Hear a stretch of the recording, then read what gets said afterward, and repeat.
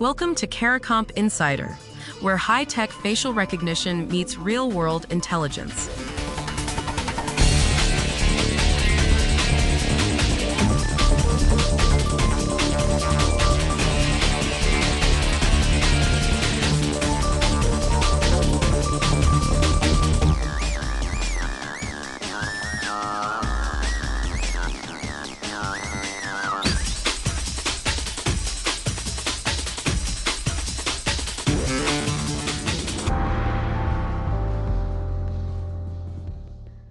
Picture this.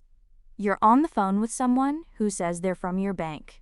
They sound calm, they sound official, and they're walking you through a payment, step by step, that's about to hand your savings to a criminal. Your password is correct. Your login is legitimate. Everything checks out. That's exactly the problem. If you've ever logged into your bank from your phone, this story is about you. Because banks are quietly changing what they watch. It's not just your password anymore. It's how your thumb moves across the screen.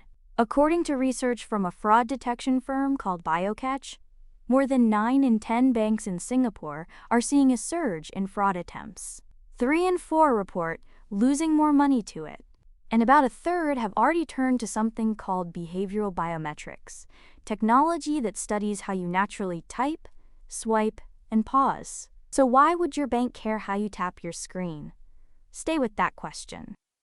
The threat driving all of this has a name. Bankers call them authorized push payment scams. In plain terms, a real customer gets tricked into sending the money themselves. According to the BioCatch research, more than 4 in 10 banking leaders named this their single biggest worry. And it breaks every old defense. Think about it. The person logging in really is you. The password really is yours. The fingerprint scan passes. There's no stolen account to flag because you're the one clicking send, while a stranger on the phone coaches you through it. So banks needed a new question. Not, is this the right person? But, is this person acting like themselves? That's where behavioral biometrics comes in. The software watches the little things. How fast you type. Where your mouse drifts. Whether you hesitate on a screen you've used 100 times before. A person being coached by a scammer moves differently. They pause. They read instructions off to the side. They navigate in ways that don't match their own history. And the early numbers are striking. Preliminary research suggests this approach catches money mule activity, where criminals move stolen cash through real accounts about 9 times out of 10. That's the same effectiveness as spotting a coached victim mid-transaction. For fraud teams, this rewrites the playbook. They stop trusting the login and start watching the whole session. For you, it means your bank might spot a scam while you're still on the phone with the scammer, before the money's gone. There's a bigger shift underneath all this. According to the BioCatch findings, most Singaporean banks now fear direct financial loss more than damage to their reputation. That's a sharp turn from banks elsewhere in the world. The scale of these scams got large enough that the money itself became the headline.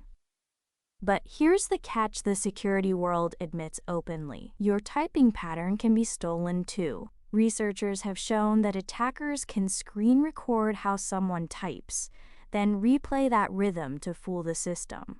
And the technology makes mistakes, sometimes locking out a real customer, sometimes waving through a fake one. So this isn't a magic shield, it's one lock among many. So here's the whole thing, in plain words. Scammers now trick people into sending money themselves, which makes passwords useless. Banks are fighting back by watching how you naturally type and swipe, because a coached victim moves differently than a calm one.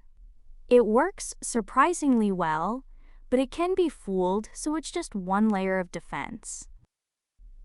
Whether you run a fraud desk or just check your balance on the bus, the meaning is the same. Soon your bank may care less about what you know and more about whether your finger swipe looks like yours. The full story's in the description if you want the deep dive.